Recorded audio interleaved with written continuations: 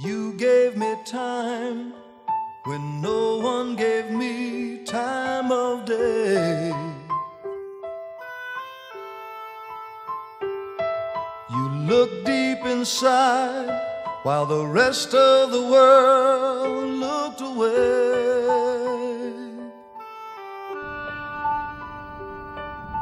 You smiled at me when there were just frowns everywhere.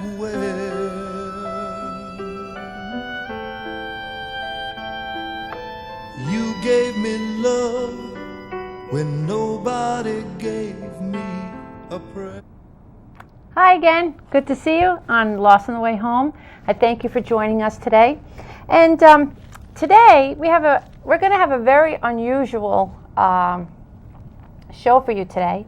And I'm asking you to keep your ears open, your heart open, and hear some things that perhaps you may not have heard before, that may sound a little strange, but the world is filled with things that we quite don't understand. And people have experienced things that are far beyond what we normally experience in a day. So to our show, we'd like you to welcome Oby Ennis. You are from Yorktown Assembly, and we've known each other for a very long time, at least 16 years. And I know that you're married. You have 5 children. That's right, 5 kids. Oh, by the way, you have 5 kids. 5 kids. And they're all so beautiful too. Thank you. But you have experienced some pretty way out things in the supernatural realm. And I have known you long enough, and I can vouch for the fact that these things are real. You're not a fly-by-night. You're solid Christian, love the Lord. And I want the viewers to understand that there is a real spiritual battle for the soul of the person. Right. And I don't think people realize that. So let's talk about that a little bit. I think you said when you were about 8, you started to experience or had an experience with. Well, it's a lot younger than that, but first, thanks for having me on the show, Kim. Oh, you're welcome. Yeah, so I was born in Manhattan, lived in the city. City was pretty bad. We moved up to Mayapack country, where we are now. And we moved into a haunted house. So bad that it was terrorizing my mom. So here I am as a 5-year-old boy seeing my mother being levitated, being grabbed. My stepfather worked night shift, so she's alone. And I'm sitting there watching mom. She's like, go in the room, go in the room. So I'm sitting there like, when a kid is scared of the dark to turn the light on, you're sitting there like, would you just go? Yeah, and things like that really do happen. But most kids are afraid of the dark, and there's nothing there. It's just in their mind. I was physically seeing manifestations. Well, we moved out of there. We moved to Carmel.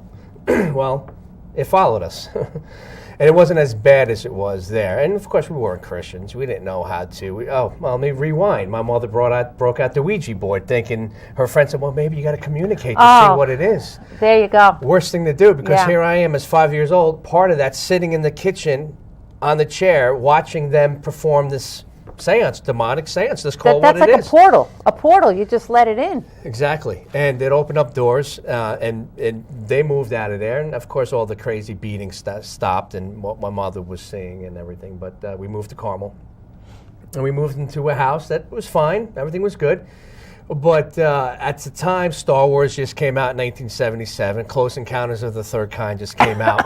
so that was all. This is all this new thing going on. And back in those days, one big movie was everybody knew about. One TV show everybody watched. There wasn't like, we're showing our age here. But, and I remember it was November 1978. I was running around. It was about 7 o'clock. And it was probably just getting dark. So let's say 5. It's winter, maybe 5 or 6. And I had a Star Wars figure, and I'm playing, and I heard a voice speak to me clear as a bell, and I always would hear voices.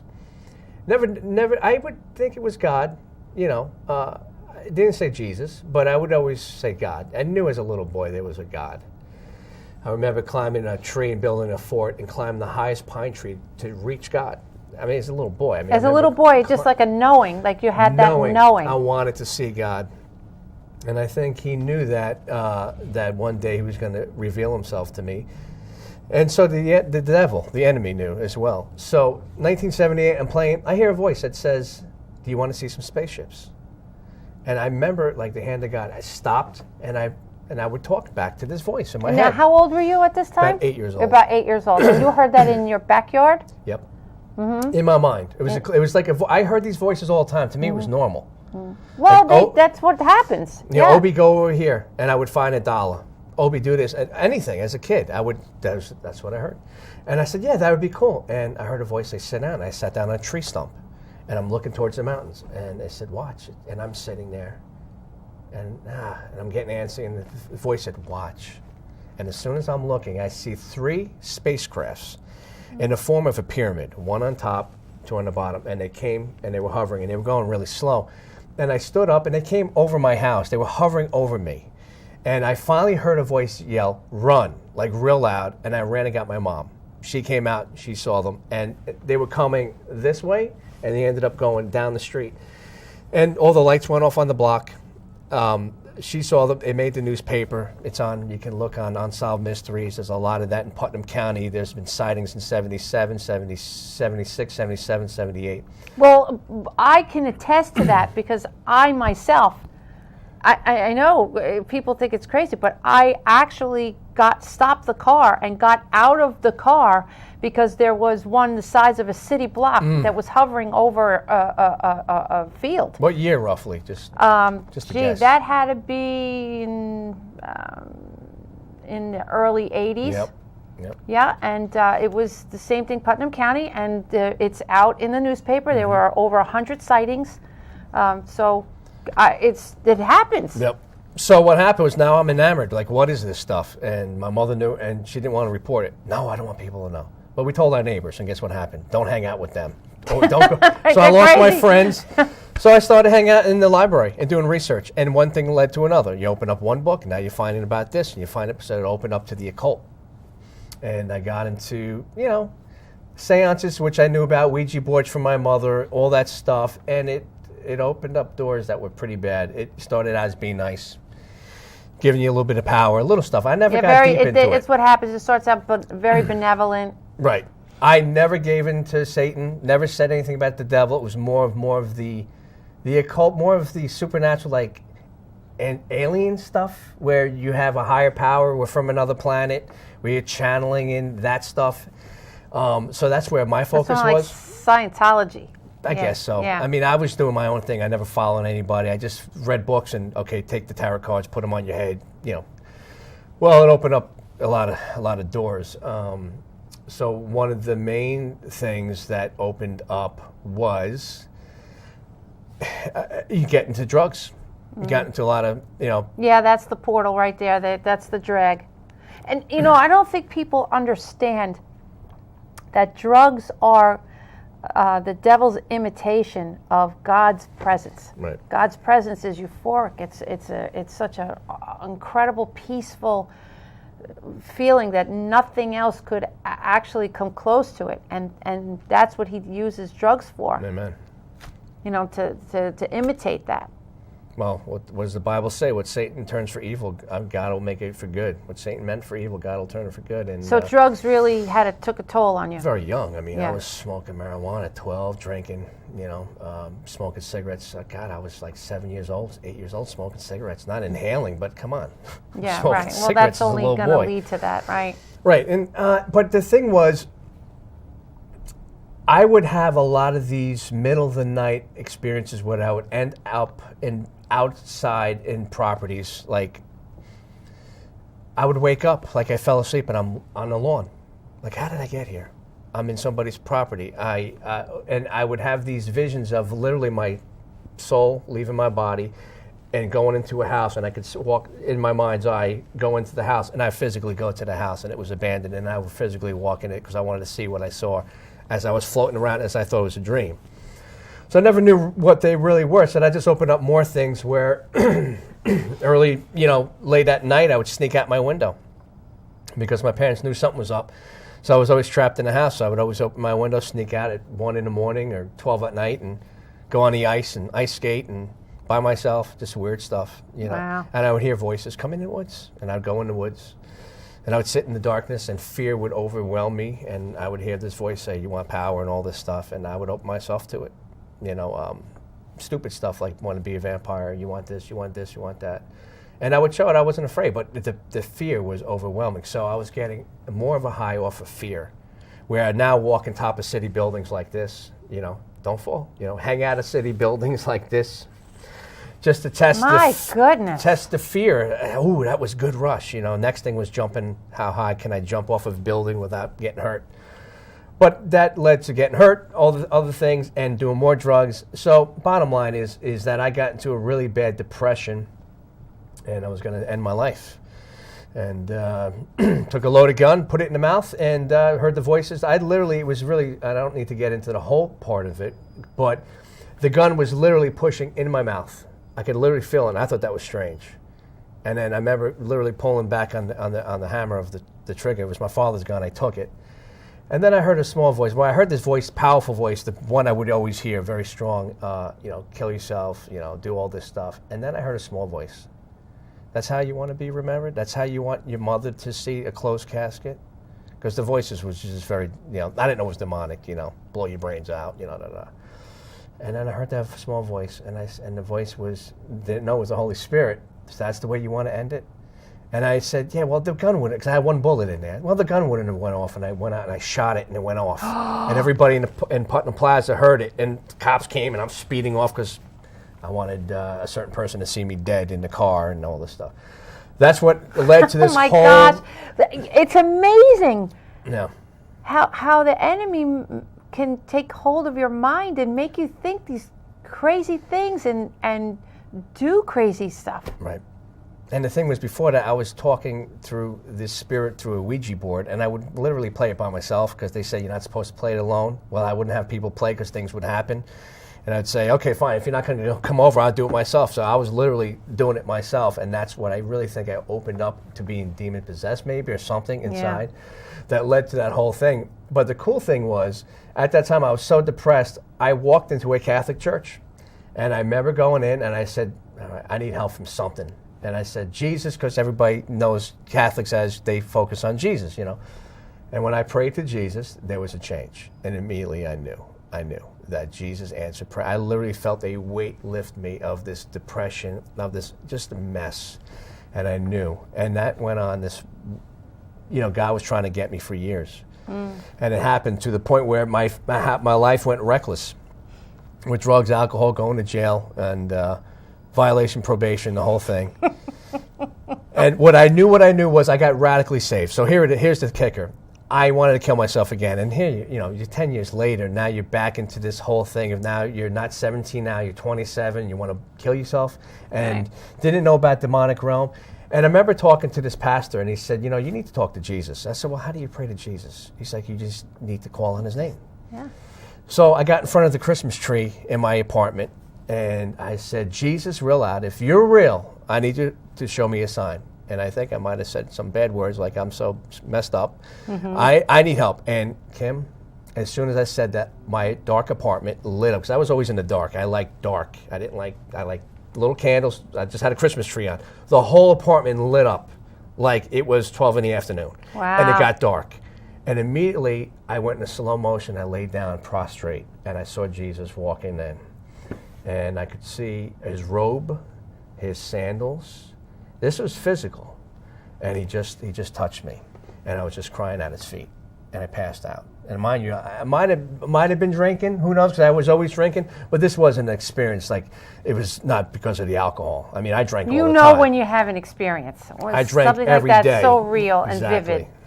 In fact, because the supernatural is actually more real than the natural, it was a super real event. Exactly. Much more real than a natural event. So there went my journey to find Jesus. Where do I go? And I met a person, and she was born again. I said, let's go. And I went to church. The night before I went out again partying. And isn't that amazing?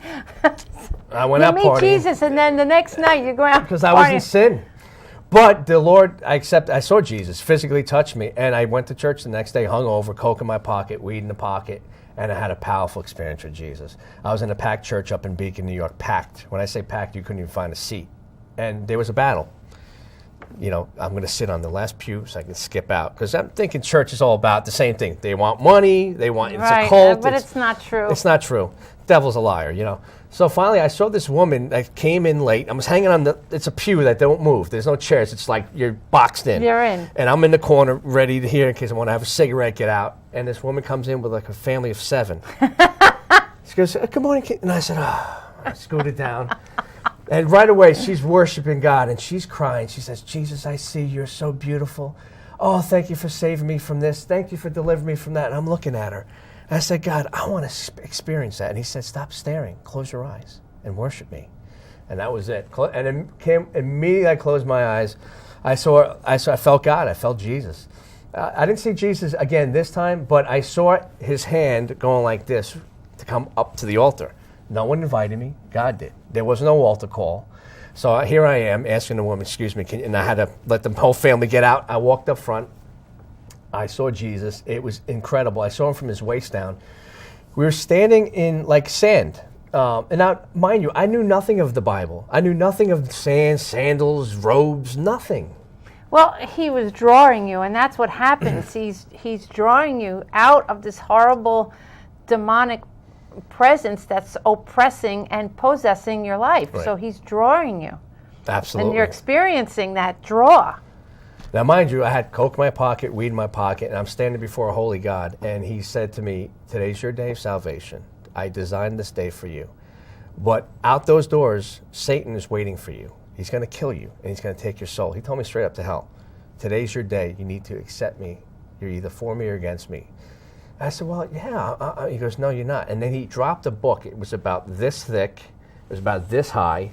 And he dropped it in the sand, and it flipped open like a deck of cards you flip. And you're experiencing this at the altar? At the altar, okay. With my eyes closed. This is a physical, seeing it in my mind's eye experience. That church wasn't even there no more. I'm on a beach or sand with Jesus. I could see from his sandals, his feet are glowing with a white robe. It had gold coming down, like these gold lines. And I could see him from the waist down. I couldn't see his face.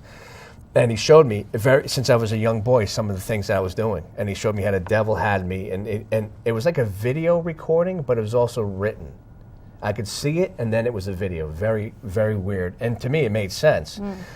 And he goes, you're going to die if you don't accept me. And I'm arguing with God, well, Lord, I like to drink, and I like to, and so you're saying I can't drink anymore? He's like, you don't need it. And then he was showing me there were spirits in alcohol bottles. He showed me these little spirits in the bottles.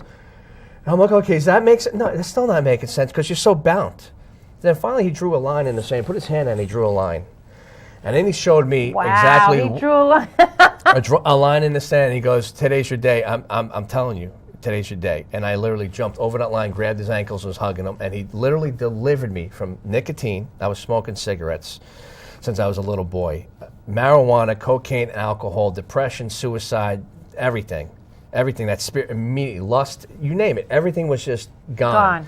And I literally felt it. And here I am now, shaking on the floor. And these people are religious Christians. They didn't know how to handle that. I remember one guy, because I was crying and just rolling there. And he said, get up, you're making a fool of yourself. Oh. And I looked at him, I said, get away. Like, who are you? I mean, I just walked into church. I'm getting radically delivered by Jesus. Yeah, see, that people they get so legalistic. He said, you look like a fool.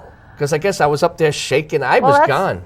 You're in the presence of a holy God. See, and that's what people, they go by what the world says is an acceptable experience. And if you stand before a holy God, okay, so your eyes were closed and, maybe your body physically wasn't experiencing it, but your spirit was. Right. And your spirit is who you really are. Right. So you're having a real supernatural experience. Supernatural. 100%. And and this is what people don't realize. In Ephesians 6:12, it says that we struggle not with flesh and blood. We don't struggle with the bodies or with people, right. each other, or even ourselves so much as powers, principalities, and evil spirits of this dark world. That's where the struggle is. Right. And we don't realize how powerful they actually are. I mean, in your case, you really had a very visual experience, much more so than most people have. Right. But if people as yourself don't have those type of experiences, then we would really not know so much. I consider myself very blessed that Jesus actually really showed up and delivered me. It wasn't this just a friend telling me come to church, which usually happens in cases, you know.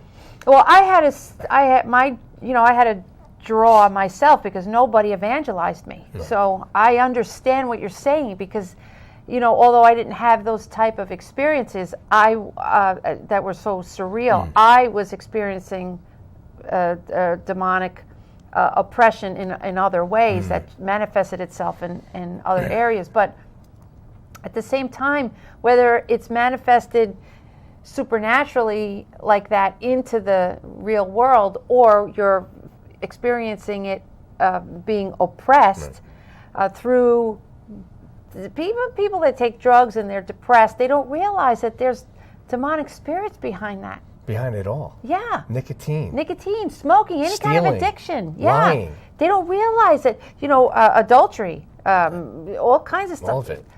Abortion. Yeah. They're trying to, you know, the enemy is trying to kill off the people that the Lord wants into this world that could change the way we live. Well, the world's not telling us a lot of things. We've been deceived since day one. So when you don't know where we really came from, and they're telling you that you maybe came from the monkeys or you maybe came from planet Mars, okay, this is what we were taught in school, you know? Right. And here Jesus Christ shows up and reveals himself to me and shows me that these are fallen angels. And they've been here a long time. And they're really smart and intelligent. And they will feed on you and deceive you and get you. At the end of the day, it's like a chess match between God and the devil. Over who? Us, his children. Over this, right. Souls. How many souls can the devil one up on God? Right. The devil doesn't want the Lord to have us. He wants to steal us from him. But, you know, it's so interesting when you speak about the fallen angels, because in the Bible it speaks about that in the Old Testament, and how the fallen angels came to earth and they mated with the women Genesis 6, women of earth, right. And they created a race of giants. Does that sound fantasy? It's not. So they have suppressed this right. truth for many, many years, and now we have people such as like Tim Alberino and Tom Horn and Steve Quayle and L.A. Marzulli that have uncovered all of those things. Absolutely. That prove your story. Right. That prove the whole supernatural aspect of the truth. Yeah. So it although it sounds so surreal, because the devil he wants to remain sort of in the wings. Right. You know, he doesn't want to be so much known. He doesn't exist. Yeah, he doesn't exist because he can just suck the life out of you that way. He's deceiving. But if, like I said, you know, having this supernatural experiences as you've had, it sheds light on truth that this stuff really does happen. Right.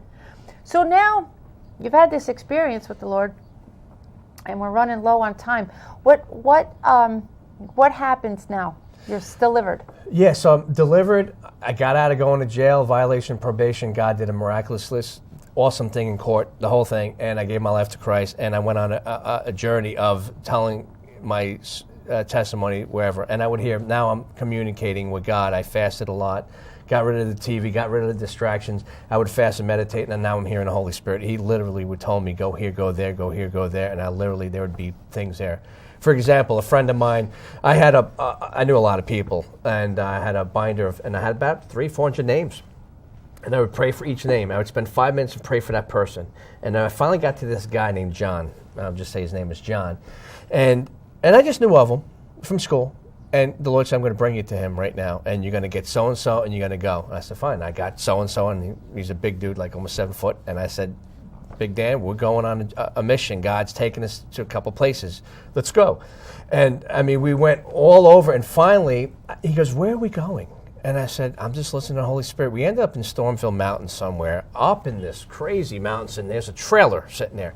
Lights pop on, and out comes this guy, says, who the bleep are you? How did you bleep and find me? I said, John? He goes, who's that? I said, it's Oby. And sure enough, I was able to, he was telling me he was asking God for help. He was struggling with drugs and alcohol. That alone can go into another whole story. But the devil manifested right there through some roommates that came. We were physically attacked. This woman jumped on me. He was ripping out my face when she heard I was there for Jesus. And I said to him, and I was just getting ready to lead him to the Lord. Anyway, long story short, he eventually overdosed. But he, I believe, accepted the Lord. So that was one of the stories. But we traveled and did a lot of that type of just trusting in God, you know. Ended up getting married, having kids, and, you know. Oh, yeah, by the way, you have 5 kids. I got 5 kids. But we're in a day and age, Kim, where time is so short. Time is short. We need to show people, not preach at them, but show them the love of God. The love of God, because that is what has saved you and brought you out of that horrible mess. You actually would be in hell right now. Right. But listen, we are totally out of time, and I'm going to have you come back because we do have to talk about this a little bit more. Yes. But I just wanted to let the viewers know of the saving grace of Jesus Christ. Amen. And I just thank you so much for taking the time to listen to this wonderful testimony. And we'll see you again back on Lost on the Way Home. Thank you. When nobody gave me a prayer,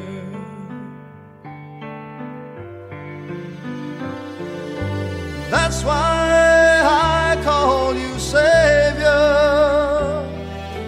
That's why I call you friend. You touched my heart, you touched my soul, and helped me start all over.